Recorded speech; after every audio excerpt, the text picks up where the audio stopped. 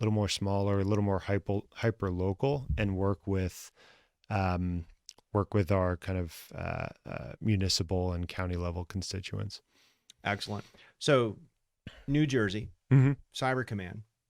The next thing you do is you go to work for Clarity. Yeah.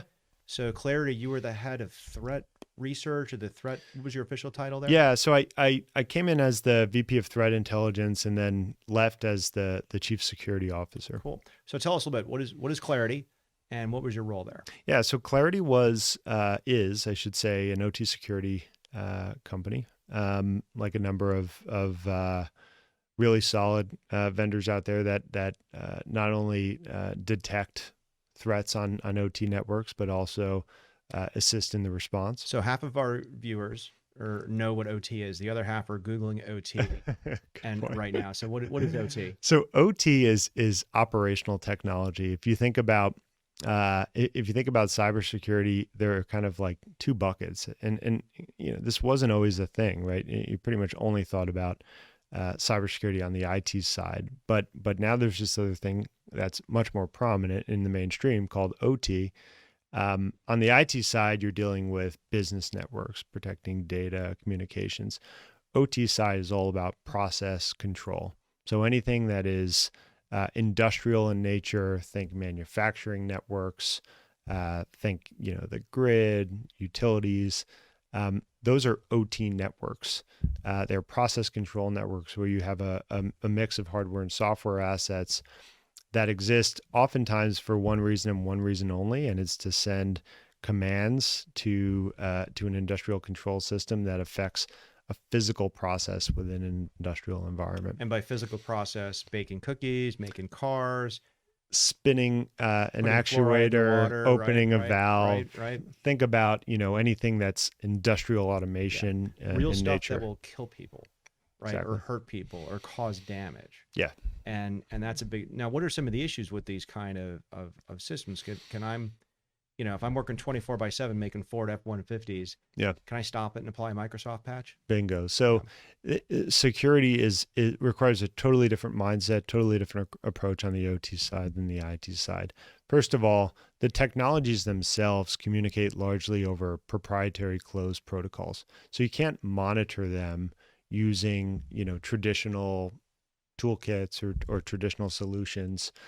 You actually have to have the ability to parse the proprietary protocols, which are proprietary to the vendors themselves. Think companies like Honeywell, GE, Rockwell Automation, Schneider Electric.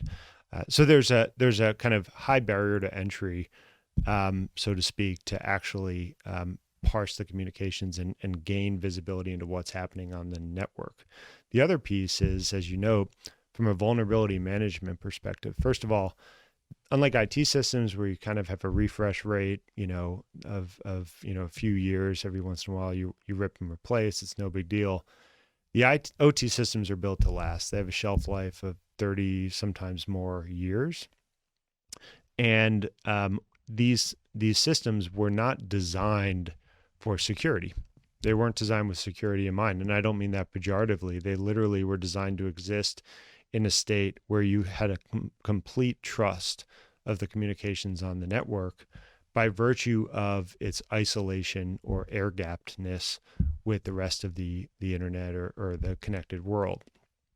The big trend that has kind of changed the game with OT security is your business networks, your corporate networks, and all your hyper-connected IT systems are now increasingly converging with those previously closed, isolated networks, which leaves a lot of these OT assets pretty vulnerable to spillover attacks or even direct attacks from the web. So if you have a industrial control system that's vulnerable to a known exploit, conventional wisdom on the IT side would say, oh, just bring the plant down and patch it, right? I'm sure there's a patch for it, or put in a compensating control. Bringing the plant down is very costly and oftentimes prohibitive for a lot of these organizations, particularly those that are either critical infrastructure and they literally have to be up, or they're operating on real thin margins and just can't afford the downtime. You're making the coronavirus. You're not going to stop exactly to do this.